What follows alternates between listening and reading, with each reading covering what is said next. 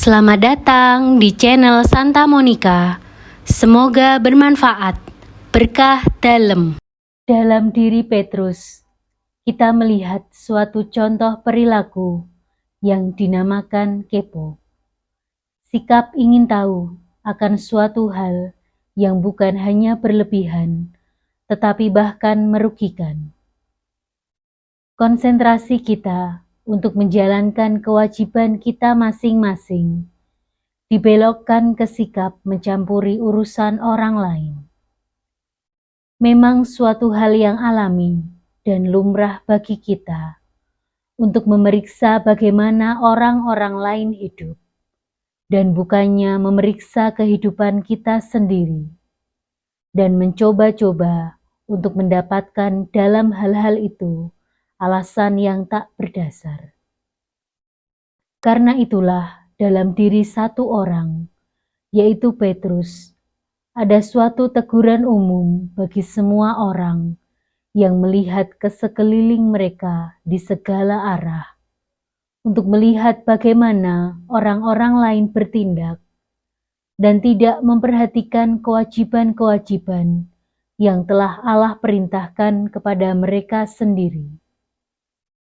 Contohlah, misalnya dari 10 orang, Allah memilih 1, sehingga ia mengujinya dengan malapetaka atau bencana yang lebih berat, atau pekerjaan yang sangat banyak. Dan sehingga ia mengizinkan 9 yang lain tinggal dengan nyaman, atau setidaknya ia mengujinya dengan ringan.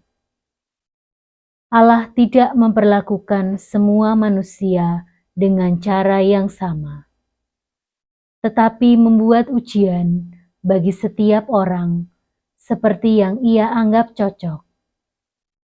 Sebab peperangan Kristen itu bermacam-macam.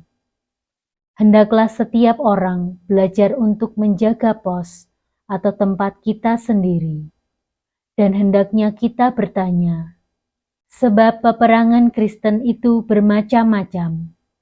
Hendaklah setiap orang belajar untuk menjaga pos atau tempat kita sendiri, dan jangan hendaknya kita bertanya orang ini atau orang itu, seperti orang yang suka ingin tahu atau ikut campur urusan orang lain, pada saat Allah sudah menunjukkan kepada setiap dari diri kita. Kepada pemilik otoritas, kita harus begitu taat dan tunduk, sehingga melupakan segala sesuatu yang lain.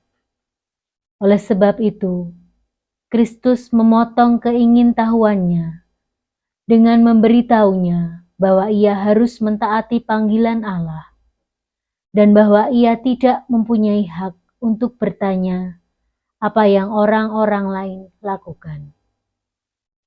Tuhan dengan diri mereka dan orang-orang lain, sehingga dengan demikian ditarik dari atau dibuat kecil hati di dalam kewajiban dan nasib atau bagian mereka sendiri.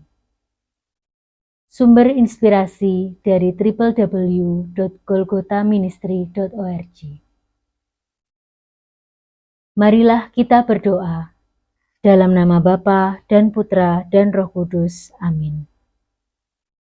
Ya Allah Bapa, pemegang otoritas sejati dalam kehidupan kami, pada malam hari ini kami sudah berkumpul bersama untuk memuji dan meluhurkan nama-Mu.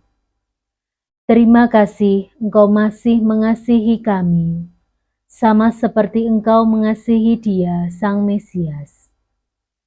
Ya Bapa, melalui sabda dan renungan pada malam hari ini, kami semakin mengagumi-Mu, bahwa Engkau senantiasa mengawasi tingkah laku dan tutur kata kami.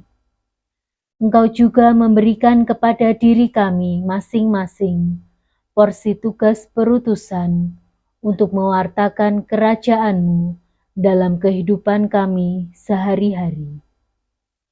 Ampunilah kami yang terkadang masih lebih banyak menghabiskan waktu untuk mengurusi urusan orang lain, daripada mendengarkan perintah-Mu dan juga suara dari Roh Kudus. Semoga hari ini kami bisa tersadar dan akan lebih fokus untuk menata kehidupan kami masing-masing terlebih dahulu, supaya dapat memuaskan dan membahagiakan-Mu. Amin. Dalam nama Bapa dan Putra dan Roh Kudus. Amin.